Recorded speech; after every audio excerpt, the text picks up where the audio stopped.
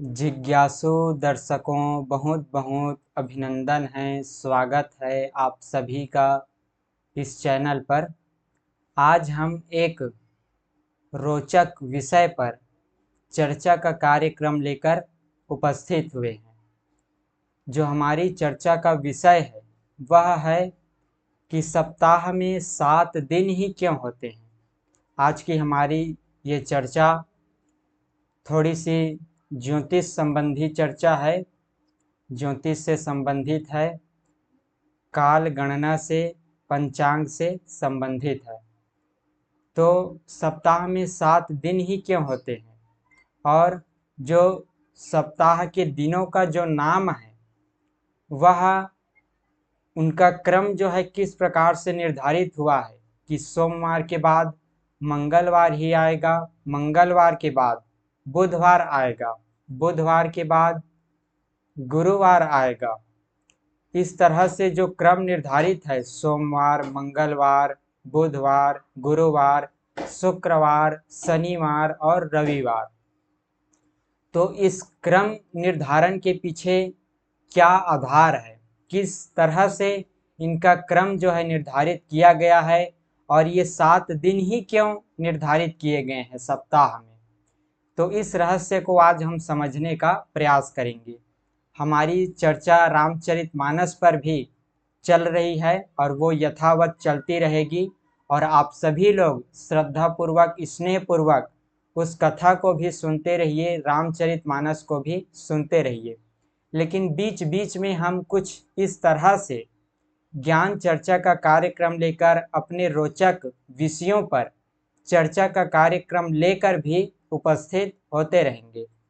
तो आइए हम समझने का प्रयास करते हैं कि सप्ताह में 7 दिन ही क्यों होते हैं। हम अंग्रेजी कैलेंडर तो फॉलो करते हैं, अंग्रेजी कैलेंडर का अनुसरण करते हैं। मंडे, ट्यूसडे, वेडनेसडे, इस तरह से जो अंग्रेजी नाम है सप्ताह के दिनों का, लेकिन वे अंग्रेजी कैलेंडर हमें इस बात की जानकारी नहीं देते कि सप्ताह में 7 दिन ही क्यों होते हैं और इन दिनों का क्रम इस प्रकार से ही क्यों निर्धारित किया गया है। वो अंग्रेजी कैलेंडर हमें इसकी कोई वैज्ञानिक सबूत, वैज्ञानिक तर्क नहीं देते। जबकि जो हिंदी पंचांग है, हिंदी कैलेंडर है, वो हमें इसकी प्रमाण देते हैं, इनका सबूत देते हैं। हमारे ज्योतिषियों ने, ऋषियों ने इस पर अनुसंधान किया है और अनुसंधान करके ही ये क्रम निर्धारित किए हैं, ये दिन निर्धारित किए हैं। जो 7 दिन निर्धारित किए गए हैं उनके पीछे हमारे ऋषि मुनियों का बहुत बड़ा अनुसंधान है, खोज है और रहस्य है। तो ज्योतिष में 9 ग्रह माने जाते हैं। 9 ग्रह ज्योतिष में स्वीकार किए गए हैं। सूर्य, चंद्रमा, बुध, गुरु, शुक्र और मंगल, शनि, बृहस्पति, राहु और केतु।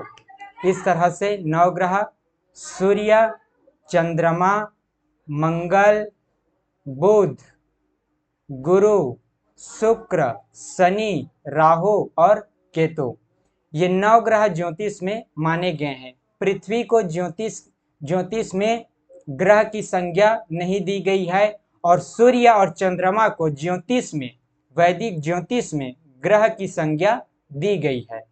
तो इनमें से जो 2 ग्रह हैं, राहु और केतु, ये छाया ग्रह हैं, अर्थात इनका भौतिक स्थूल रूप से अस्तित्व नहीं है।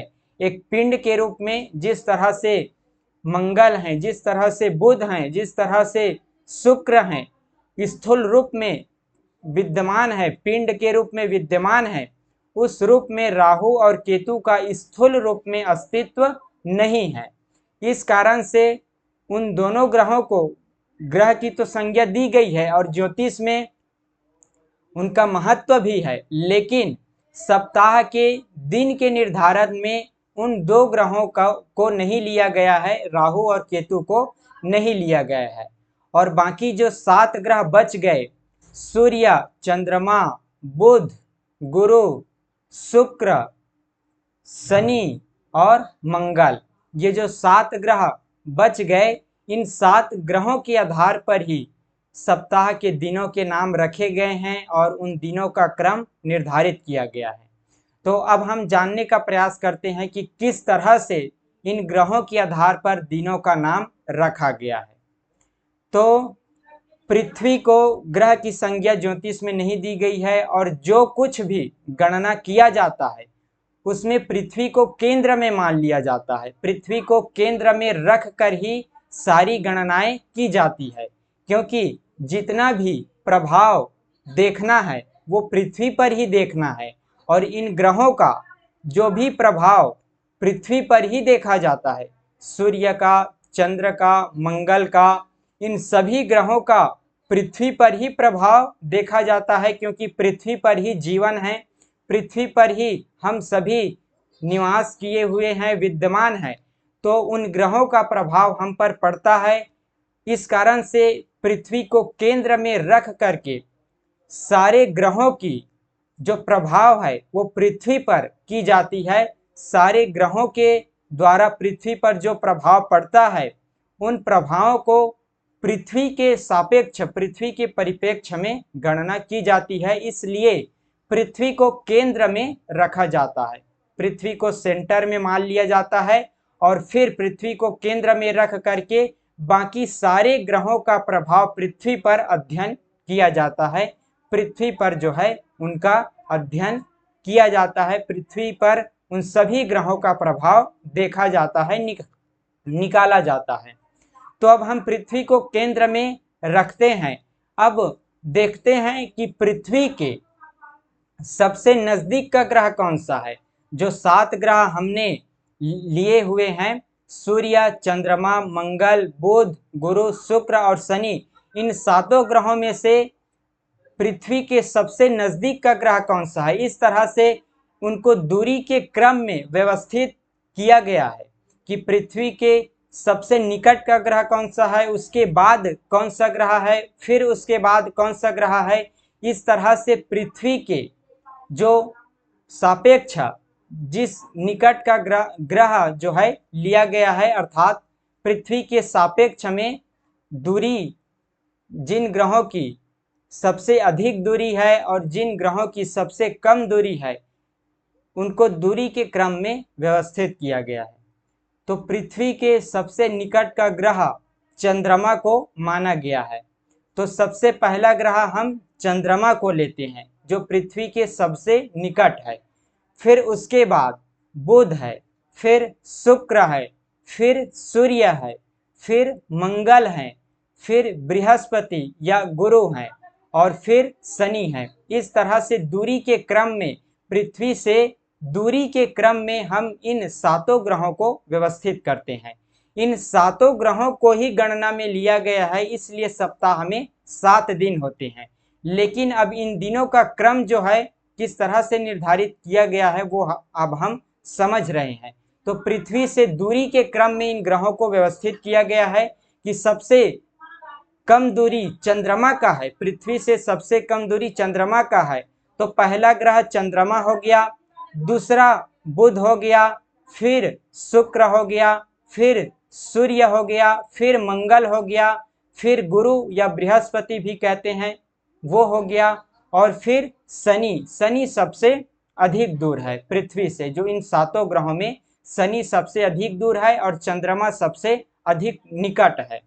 तो अब इस आधार पर अब जो है निर्धारण किया गया है कि अब 7 ग्रह हमने दूरी के क्रम में व्यवस्थित कर लिए।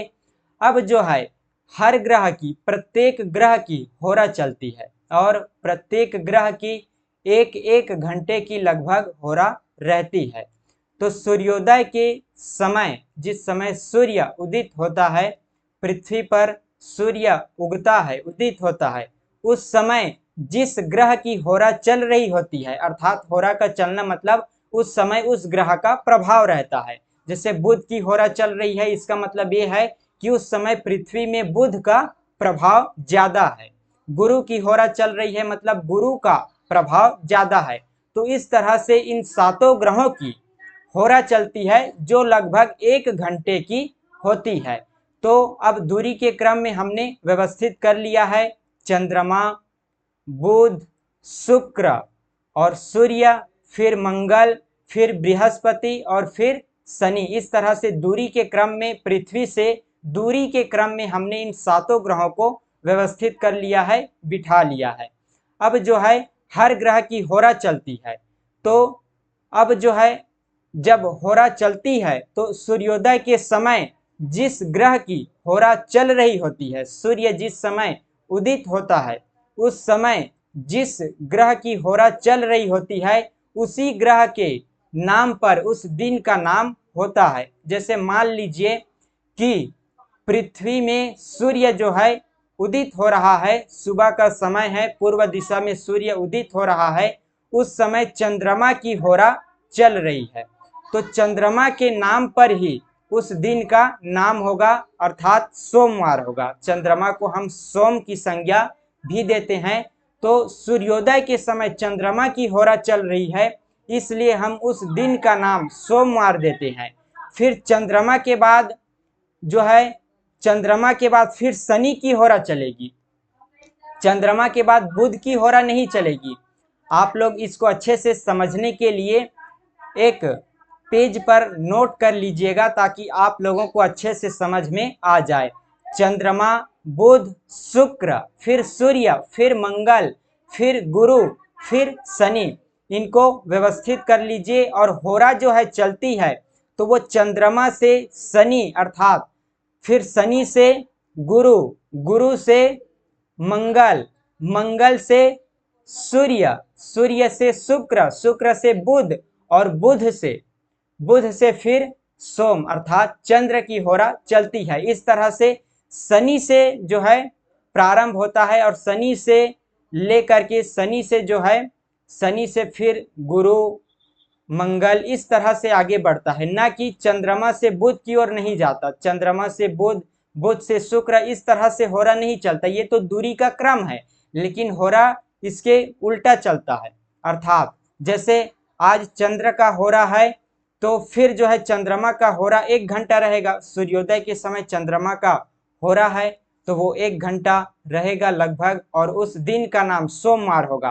फिर चंद्रमा के बाद शनि की होरा चलेगी, फिर शनि के बाद गुरु की होरा चलेगी, गुरु के बाद फिर जो है, गुरु के बाद जो ग्रह है मंगल की होरा चलेगी, मंगल के बाद सूर्य की होरा चलेगी, सूर्य के बाद शुक्र की, फिर बुध की, फिर चंद्रमा की, फिर चंद्रमा के बाद शनि की, फिर शनि के बाद गुरु की। इस तरह से एक दिन में, एक दिन रात मिला के 24 होरा चलती है। 24 होरा चलती है और प्रत्येक होरा 1 घंटे की होती है, इसलिए एक दिन रात में 24 घंटा होता है। तो जैसे आज मान लीजिए शनिवार है, आज शनिवार है भी, तो आज शनिवार है तो आज जिस समय सूर्य देव उदित हुआ है, जिस समय आज सुबह सूर्योदय हुआ, उस समय शनि की होरा चल रही थी। उस समय शनि का प्रभाव पृथ्वी पर ज्यादा था। जिस समय सूर्य उदित हुआ, जिस समय उनका उदय हुआ, उस समय शनि की होरा चल रही थी सूर्योदय के समय। तो 1 घंटे लगभग शनि की होरा रही। फिर जो है शनि के होरा के बाद गुरु की होरा चली, वो 1 घंटे की रही, और इस तरह से 1-1 घंटे की होरा चलेगी और 24 होरा चलेगी। आज शनिवार में सूर्योदय से लेकर के अगली सूर्योदय तक 24 होरा चलती है, इसलिए एक दिन रात में 24 होरा, या मतलब 24 होरा चलती है तो 24 घंटा होता है। एक दिन रात मिलाकर के 24 घंटा होता है। तो इस तरह से एक बार में, मतलब एक दिन में 24 होरा चलती है। वो ग्रहों की होरा जो है पुनरावृत्ति होती है, वो रिपीट होते हैं। और फिर जो है अगले दिन जब सूर्योदय होगा तो वो 25वां होरा हो जाएगा। 24 होरा चलेगा एक बार में, कुल 24 होरा चलेगा और वो फिर वार खत्म हो जाएगा। फिर जो है अगला वार लगना है, अगले दिन का नाम का निर्धारण होना है। तो 25वां होरा जिस ग्रह पर होगा, 25वां होरा जिस ग्रह पर सूर्योदय होगा उस ग्रह के अनुसार उस दिन का नाम होगा। जैसे आज शनिवार है तो शनिवार आज के सूर्योदय शनि की होरा में हुआ, फिर 1 घंटे गुरु का होरा रहा, तो ये 24 घंटे तो पूर्ण हो गया, एक ही बार में 24 होरा पूर्ण हो गया। फिर जो है 24 होरा के बाद 25वां होरा होगा, तो वो होरा जिस ग्रह के नाम पर होगा, जिस ग्रह में सूर्योदय हो, जिस ग्रह की होरा में 25वां होरा जिस ग्रह का होगा जिसमें सूर्योदय होगा, उस ग्रह के नाम पर फिर उस दिन के नाम का निर्धारण होगा। जैसे आज सूर्योदय शनि की होरा में हुआ, तो कल जो 25वां होरा होगा अर्थात कल सूर्योदय होगा, वो जो है सूर्य की होरा में होगा, रवि की होरा में होगा। सूर्य को रवि भी कहते हैं,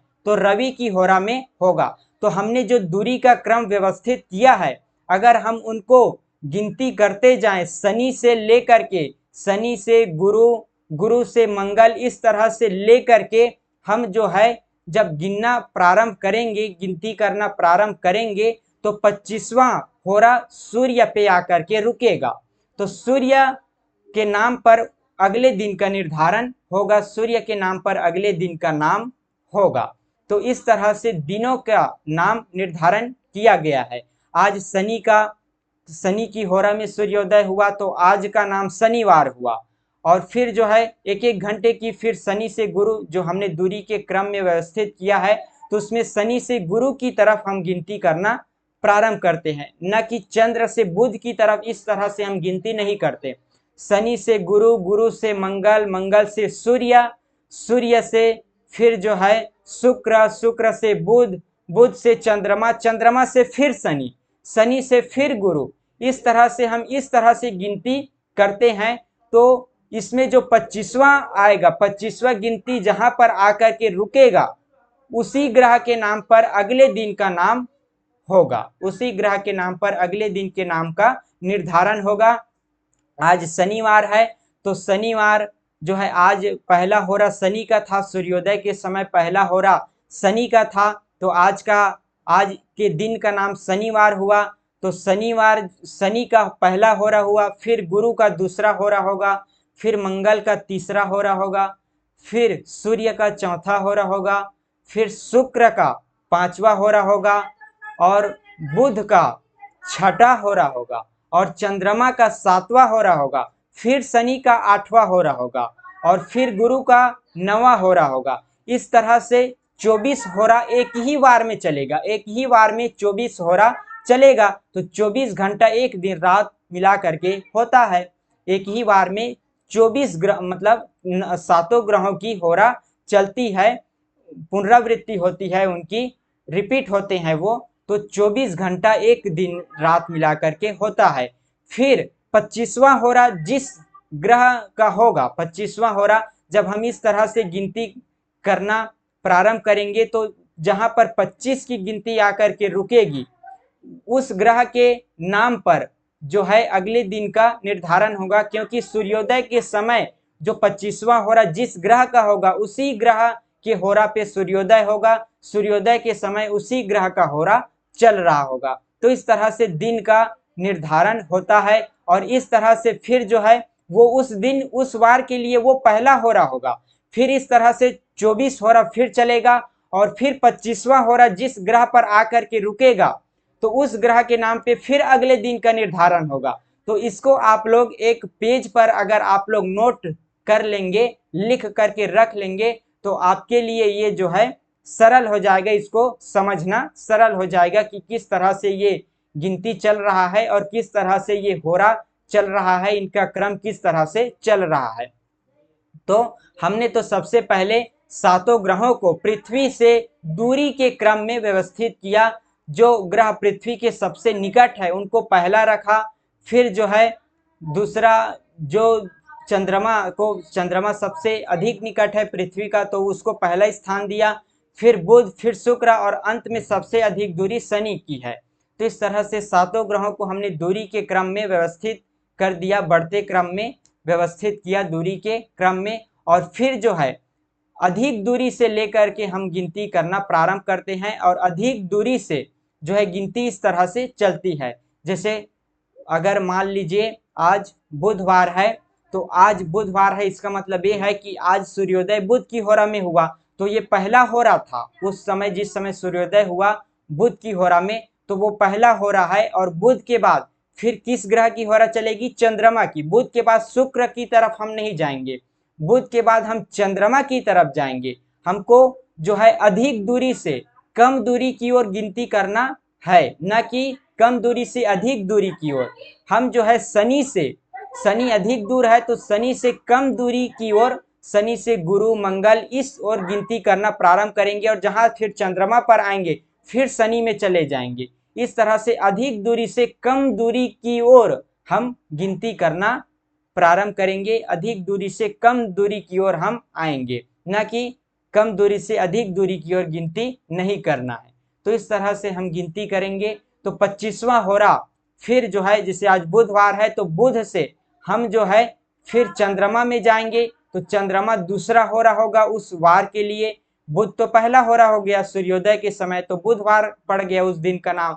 फिर चंद्रमा दूसरा होरा होगा, वो 1 घंटे का रहेगा। इस तरह से चंद्रमा के बाद शनि का तीसरा होरा चलेगा, फिर गुरु का चौथा होरा चलेगा, मंगल का 5वां होरा चलेगा, मंगल के बाद सूर्य का 6ठा होरा चलेगा और शुक्र का 7वां होरा चलेगा, फिर बुध का 8वां होरा चलेगा, फिर चंद्रमा का 9वां होरा चलेगा, फिर शनि का 10वां होरा चलेगा। इस तरह से गिनती करना है। और जहां 25 की गिनती आकर जहां जिस ग्रह पर रुकेगी उस ग्रह के नाम पर फिर अगले दिन के नाम का निर्धारण होगा।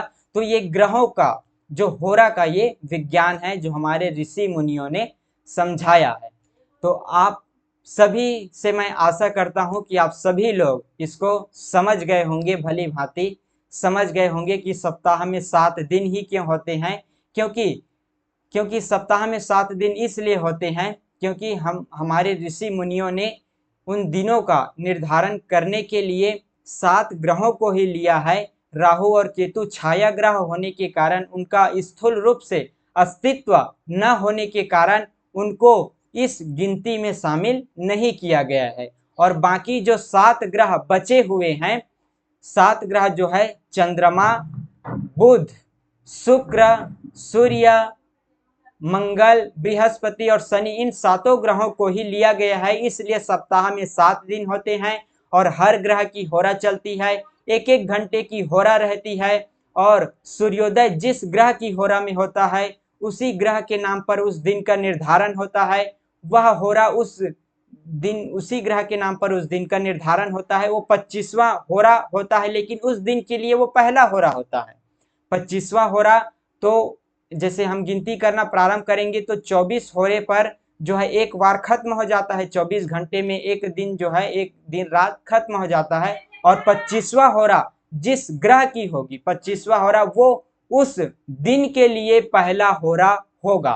तो इस तरह से 24 होरा पर वो दिन रात उस वार का समापन होता है और 25वां होरा से फिर जो है उस दिन का नाम पड़ता है और वह उस दिन के लिए पहला होरा होता है। फिर इस तरह से ये क्रम चलता है, इस तरह से ये क्रम जो है चलता रहता है।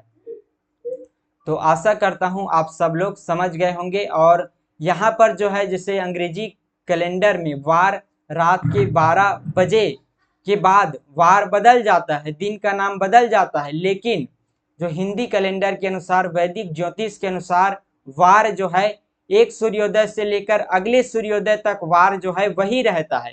फिर उस सूर्योदय के बाद ही वार का नाम बदलता है। जिस ग्रह की होरा में सूर्योदय होगा उस ग्रह के नाम पर उस दिन का नाम पड़ेगा। तो एक सूर्योदय से लेकर के अगले सूर्योदय तक वार जो है समान रहेगा। रात के 12 बजे वार हिंदी कैलेंडर के अनुसार नहीं बदलता। जब सूर्योदय होगा तभी वार का नाम बदलेगा। जिस ग्रह की होरा में सूर्योदय होगा उसी ग्रह के नाम पर उस दिन का नाम होगा। तो इस तरह से हम जो है इन सब रोचक संबंधी चर्चा लेकर भी हम सभी लोग उपस्थित होते रहेंगे और आप सभी लोग इनका लाभ उठाते रहिए। रामचरितमानस पर हमारी चर्चा चल रही है, वो यथावत चलती रहेगी। आप सभी लोग श्रद्धा के साथ, स्नेह के साथ जो है श्रवण करते रहिए, सभी लोग आनंद लेते रहिए। और फिर इसी तरह से हम और भी अनेकों ज्ञान संबंधी रोचक बातें, जानने योग्य बातें जो हमें जानना चाहिए, उन पर चर्चा का कार्यक्रम लेकर उपस्थित होते रहेंगे। कुछ समझाने में, कुछ कहने में त्रुटि हो जाती हो तो उसके लिए क्षमा करें। और आज के इस कार्यक्रम को हम यहीं पर विराम देते हैं। पुनः मिलेंगे फिर किसी नए विषय के साथ। बहुत बहुत आभार आप सभी का।